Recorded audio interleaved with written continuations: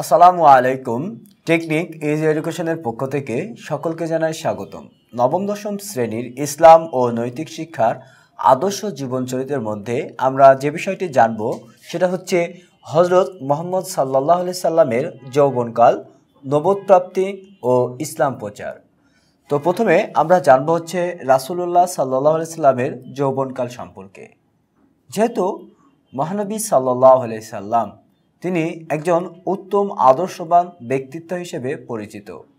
রাসূলুল্লাহ সাল্লাল্লাহু আলাইহি সাল্লাম তার জীবনে সর্বোত্তম শ্রেষ্ঠত্বর পরিচয় দান করেছেন। রাসূলুল্লাহ সাল্লাল্লাহু আলাইহি সাল্লামের যৌবনকালের বিষয়টি আমরা যদি লক্ষ্য করি তাহলে প্রথমে আমরা দেখব যে আরবের মানুষরা তার বিশ্বস্ততা, তার কর্মদক্ষতা এবং তার যে চারিত্রিক বৈশিষ্ট্য, এই কারণে তাকে আল আমিন নামে আখ্যায়িত করেছিল, অর্থাৎ বিশ্বাসী। এছাড়াও তাকে আল আমিনের মাধ্যমে যেহেতু তাকে তার উপাধি দিয়েছিল বিশ্বাসী হিসেবে, তাই আরবের লোকেরা মুহাম্মদ সাল্লাল্লাহু আলাইহি সাল্লামের প্রশংসায় পঞ্চমুখ। তারা সর্বত্র মুহাম্মদ সাল্লাল্লাহু আলাইহি সাল্লামের প্রশংসা বার্তা ছড়িয়ে দিয়েছিল। তো রাসূলুল্লাহ সাল্লাল্লাহু আলাইহি সাল্লাম তিনি তার সততার মাধ্যমে, যেহেতু আমরা দেখেছি যে রাসূলুল্লাহ সাল্লাল্লাহু আলাইহি সাল্লাম তার চাচার সাথে বা তার চাচার কাজকর্মে সাহায্য সহযোগিতা করত। পরিশেষে সেই সময় সবচেয়ে ধর্নাঢ্য বিদুষিনী মহিলা ছিল বিধবা মহিলা, যার নাম ছিল খাদিজা রাদিয়াল্লাহু তাআলা আনহা। এই খাদিজা তার ছিল প্রচুর সম্পদ। তো তার ব্যবসায়িক ক্ষেত্রে সে একজন বিশ্বস্ত কর্মচারী বা একজন বিশ্বস্ত লোক খুঁজতেছিলেন। এমত অবস্থায় আবু তালেবের সহায়তায় হযরত মুহাম্মদ সাল্লাল্লাহু আলাইহি সাল্লাম খাদিজার ব্যবসার দায়িত্ব লাভ করে। তো খাদিজার ব্যবসার দায়িত্ব লাভের পরে রাসূলুল্লাহ সাল্লাল্লাহু আলাইহি সাল্লাম তিনি ব্যবসার উদ্দেশ্যেই তিনি মক্কা থেকে সিরিয়াতে গিয়েছিলেন। তো সিরিয়াতে যাওয়ার পথে রাসূলুল্লাহ সাল্লাল্লাহু আলাইহি সাল্লামের কে তদারকি করার জন্য হযরত খাদিজা সে একজন তার বিশ্বস্ত কর্মচারী অর্থাৎ মাইসারা নামক, নামটা মনে রাখবেন, মাইসারা। এই মাইসারাকে তিনি কি করলেন? মাইসারাকে খাদিজা রাসূলুল্লাহ সাল্লাল্লাহু আলাইহি সাল্লামের সাথে নিয়োজিত রাখলেন। তো রাসূলুল্লাহ সাল্লাল্লাহু আলাইহি সাল্লাম তিনি যখন মক্কা থেকে মদিনায় সিরিয়াতে ব্যবসার উদ্দেশ্যে গেলেন, তো ব্যবসার শেষে তার বিশ্বস্ততা এবং দক্ষতার মাধ্যমে তিনি আশা অনুরূপ লাভ করলেন এবং বিশ্বস্ততার সাথে তিনি ফিরে আসলেন। তো পরবর্তীতে তার ব্যবসার সফলতা এবং ব্যবসা সম্পর্কে যে বিচক্ষণতা এবং দায়িত্বশীলতা, এটা দেখে খাদিজা মুগ্ধ হলেন এবং মাইসারা রাসূলুল্লাহ সাল্লাল্লাহু আলাইহি সাল্লামের উত্তম চরিত্রাবলীর বর্ণনা দিলেন। এতে খাদিজা মুগ্ধ হলেন। যদিও রাসূলুল্লাহ সাল্লাল্লাহু আলাইহি সাল্লাম তিনি একজন আদর্শবান ব্যক্তি হিসেবে বিবেচিত। তো পরবর্তীতে রাসূলুল্লাহ সাল্লাল্লাহু আলাইহি সাল্লামের আদর্শে মুগ্ধ হয়ে খাদিজা নিজেই রাসূলুল্লাহ সাল্লাল্লাহু আলাইহি সাল্লামের বিবাহের জন্য তা প্রস্তাব পাঠালেন। অর্থাৎ মাইসারার মাধ্যমে যখন আবু তালেবের কাছে বিবাহের প্রস্তাবটি পাঠিয়েছিল, তখন রাসূলুল্লাহ সাল্লাল্লাহু আলাইহি সাল্লাম তিনি চাচার সম্মতির ক্রমে এই বিবাহ করেছিলেন। তো তার বয়স ছিল, অর্থাৎ রাসূলুল্লাহ সাল্লাল্লাহু আলাইহি সাল্লামের যখন বয়স ছিল মাত্র 25 বছর আর হযরত খাদিজার বয়স ছিল 40 বছর। তো রাসূলুল্লাহ সাল্লাল্লাহু আলাইহি সাল্লাম যখন খাদিজার সাথে বিবাহ সম্পন্ন করলেন, তো বিবাহ সম্পন্নের পরে যেহেতু খাদিজার অনেক সম্পদ ছিল, এই সম্পদ রাসূলুল্লাহ সাল্লাল্লাহু আলাইহি সাল্লাম তিনি গরিবদের মাঝে দান করলেন। অর্থাৎ নিজের জন্য সামান্যতম না রেখে বা নিজের ভোগবিলাসের জন্য কোনো সম্পদ না রেখে তিনি কি করলেন? সমস্ত সম্পদ গরিব দুঃখীদের মাঝে বিতরণ করলেন। গরিব দুঃখীদের সেবার জন্য তিনি এই সম্পদ ব্যয় করলেন। এতে খাদিজা সামান্যতম কোনো দ্বিমত পোষণ করেননি, বরং তিনি আল্লাহর রাসূলকে আরও বেশি উৎসাহিত করেছিলেন। রাসূলুল্লাহ সাল্লাল্লাহু আলাইহি সাল্লামের যৌবনকালের একটি আদর্শ ঘটনা আমরা পরিলক্ষিত করতে পারি। যখন রাসূলুল্লাহ সাল্লাল্লাহু আলাইহি সাল্লামের বয়স ছিল 35 বছর, আমরা এটা মনে রাখবো, যখন রাসূলুল্লাহ সাল্লাল্লাহু আলাইহি সাল্লামের বয়স ছিল ৩৫ বছর। এই ৩৫ বছর বয়সে রাসূলুল্লাহ সাল্লাল্লাহু আলাইহি সাল্লাম তিনি যেহেতু আরবের সে সময় পবিত্র মক্কার কাজ পুনরায় সংস্কার করা হয়েছিল মক্কার। তো কাবাঘর যখন পুনরায় সংস্কার করলো, এই সংস্কারের পরে কাবাঘরে একটি কালো পাথর, যারা বলা হয় হাজারে আসওয়াদ বা হাজরে আসওয়াদ অর্থ কালো পাথর, এই কালো পাথরটি কাবাঘরের দেওয়ালে স্থাপন করতে হয়।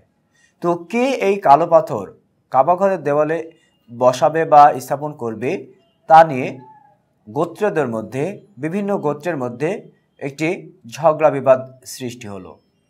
তো এই ঝগড়া বিবাদে এক পরিস্থিতিতে এমনও হয়ে গেল যে পরস্পরের মধ্যে হয়তোবা যুদ্ধ লেগে যাবে।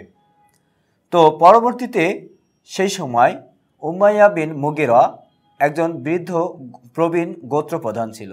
সে নির্দেশ দিল যে আগামীকাল যে সবার আগে কাবাঘরের মধ্যে প্রবেশ করবে বা কাবাঘরে থাকবে, সেই এই সিদ্ধান্তটা নেবে যে কে এই কাবাঘরে দেওয়ালে পাথরটি স্থাপন করবে। পরবর্তীতে পরের দিন দেখা গেল সর্বপ্রথমে আল্লাহ রাসূল হযরত মুহাম্মদ সাল্লাল্লাহু আলাইহি সাল্লাম তিনি কাবাঘরের মধ্যে প্রবেশ করেছে। তো এর পরিপ্রেক্ষিতে তিনি একটি সুন্দর ফয়সালা দিয়েছিলেন, একটা সুন্দর সমাধান দিলেন। সমাধানটি হচ্ছে এমন, রাসূলুল্লাহ সাল্লাল্লাহু আলাইহি সাল্লামকে দেখে যেহেতু সবাই চিত্ত বা আনন্দ চিত্তে বলেছিল যে আলামিন এসেছে বা মোহাম্মদ এসেছে, বিচারটি যথাযথভাবে সুসম্পন্নভাবে সম্পাদিত হবে। তো সেই ক্ষেত্রে রাসূলুল্লাহ সাল্লাল্লাহু আলাইহি সাল্লাম তিনি এর সমাধান করলেন এইভাবে যে তিনি একটি চাদর আনতে বললেন। তো চাদর আনার পরে এই পাথরটি চাদরের উপর রাখলেন এবং প্রত্যেক গোত্রের প্রধানদের তিনি ডাকলেন। তো ডেকে সবাই চাদর ধরতে বললেন। এবার চাদর যারা ধরলেন, পরবর্তীতে রাসূলুল্লাহ সাল্লাল্লাহু আলাইহি সাল্লাম নিজের হাতেই এই কাবাঘরের দেওয়ালে এই হাজরে আসওয়াদ বা কালো পাথরটি স্থাপন করলেন। এতে সকল গোত্রের সবাই সওয়াব পেল, গোত্রপ্রধানরা, এবং একটি নিশ্চিত যুদ্ধ থেকে মানুষ মুক্তি পেল। এই যে রাসূলুল্লাহ সাল্লাল্লাহু আলাইহি সাল্লামের যে বুদ্ধিমত্তা আর যে তার যে দক্ষতা, এটা আসলে এক অবাক করা বিষয়। তো এরপরে আমরা দেখব রাসূলুল্লাহ সাল্লাল্লাহু আলাইহি সাল্লামের নবুয়ত প্রাপ্তি। যেহেতু রাসূলুল্লাহ সাল্লাল্লাহু আলাইহি সাল্লাম তিনি সবসময় ভাবতেন কিভাবে মানুষের মুক্তি লাভ করা যায়, মানুষকে মুক্তি দেওয়া যায়, কিভাবে এহনো অর্থাৎ বর্বরতা, মূর্খতা, জাহিলির যুগ থেকে বা এই অন্ধকারাচ্ছন্ন যুগ থেকে মানুষকে আলোর পথ দেখানো যায়, আলোর পথে পরিচালনা করা যায়। এই জন্য তিনি সর্বদা একান্ত নির্জনে তার বাড়ি থেকে ৩ মাইল দূরে এই হেরা গুহাতে ধ্যানমগ্ন থাকতেন। তো রাসূলুল্লাহ সাল্লাল্লাহু আলাইহি সাল্লাম এই হেরা গুহায় একটানা তিনি যখন ২-৩ দিন বা তারও বেশি সময় থাকতেন, তো সেই সময় সবচেয়ে বেশি সাহায্য বা সহযোগিতা করেছিল তার স্ত্রী হযরত খাদিজা রাদিয়াল্লাহু তাআলা আনহা। তিনি রাসূলুল্লাহ সাল্লাল্লাহু আলাইহি সাল্লামকে সামান্যতম কোনো অর্থাৎ এই সম্পর্কে চিন্তিত হওয়ার জন্য বা কোনো কষ্ট তিনি দেন নাই, বরং সবসময় রাসূলুল্লাহ সাল্লাল্লাহু আলাইহি সাল্লামকে সাহায্য সহযোগিতা করে গেছেন। রাসূলুল্লাহ সাল্লাল্লাহু আলাইহি সাল্লাম এই খাদিজার সাহায্য সহযোগিতা পেয়ে ধন্য হয়েছিলেন। তো যেহেতু নবুয়ত প্রাপ্তির সময় রাসূলুল্লাহ সাল্লাল্লাহু আলাইহি সাল্লাম যখন তার বয়স 40 বছর হলো, অর্থাৎ 40 বছর বয়সে তেনার কাছে বয়স ছিল 40 বছর, কিন্তু তিনি 610 খ্রিস্টাব্দে 40 বছর বয়সে 610 খ্রিস্টাব্দে পরিশেষে আল্লাহ তাআলার দূত হযরত জিবরাইল আলাইহিস সালাম তার কাছে আগমন করলেন। তার কাছে আগমন করে রাসূলুল্লাহ সাল্লাল্লাহু আলাইহি সাল্লামকে বললেন, ইকরা, পড়ুন। রাসূলুল্লাহ সাল্লাল্লাহু আলাইহি সাল্লাম বললেন, লা ইকরা, আমি তো পড়তে পারি না। তখন রাসূলুল্লাহ সাল্লাল্লাহু আলাইহি সাল্লামকে তিনি আল্লাহ তাআলার নির্দেশে এই সূরা আলাকের প্রথম 5টি আয়াত মুখস্থ করাইলেন জিবরাইল আলাইহিস সালাম। তো প্রথম 5টি আয়াতের মধ্যেই আল্লাহ তাআলা প্রথমে বললেন, ইকরা বিসমি রাব্বিকাল্লাযী খালাক, পড়ুন বা পাঠ করুন আপনি আপনার সৃষ্টিকর্তার নামে, যিনি আপনাকে সৃষ্টি করেছেন। তো এই যে আমরা এরপরে রাসূলুল্লাহ সাল্লাল্লাহু আলাইহি সাল্লাম তিনি আল্লাহর পক্ষ থেকে 40 বছর বয়সে নবুয়ত প্রাপ্তি হলেন বা নবুয়ত প্রাপ্তি লাভ করলেন। তো এরপরে তিনি ইসলাম প্রচারের জন্য কি করলেন? ইসলাম প্রচার।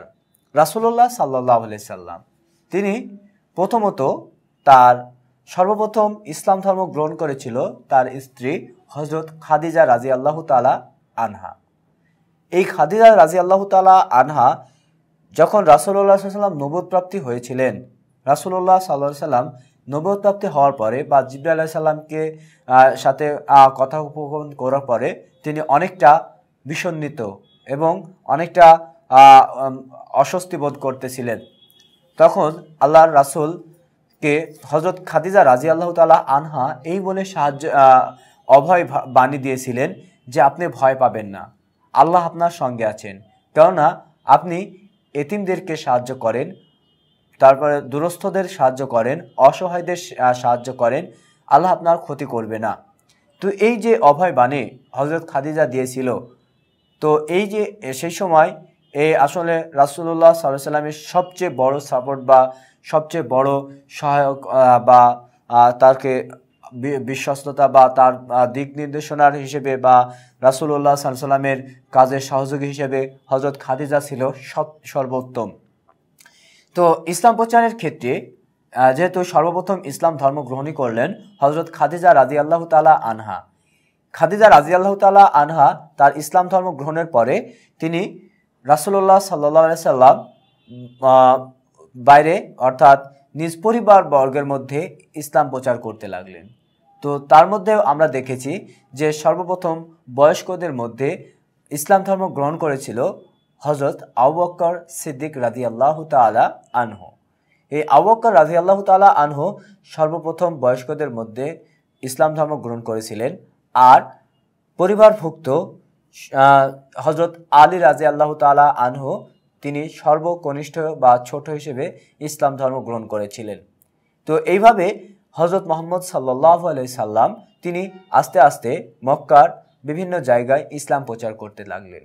তো যদিও আমরা জানি যে এই ইসলাম প্রচারের ক্ষেত্রে আল্লাহর রাসূলের জীবনে অনেকটা কষ্ট, অনেকটা বেদনা বা অনেকটা নির্যাতন নিপীড়িতভাবে তিনি তার ওই সময়টা ইসলাম প্রচারের প্রাথমিক সময়টা পার করেছেন।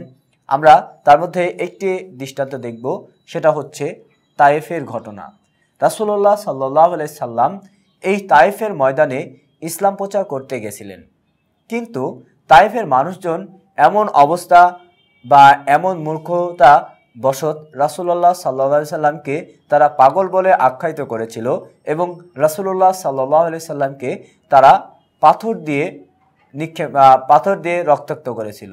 তো এই যে রক্তাক্ত এবং পাথরের আঘাতে আল্লাহ রাসূল তিনি এতটা মর্মাহত হয়েছিলেন, তিনি আসলে অনেকটা মর্মাহত হয়েই তিনি এই তায়েফ থেকে চলে এসেছিলেন।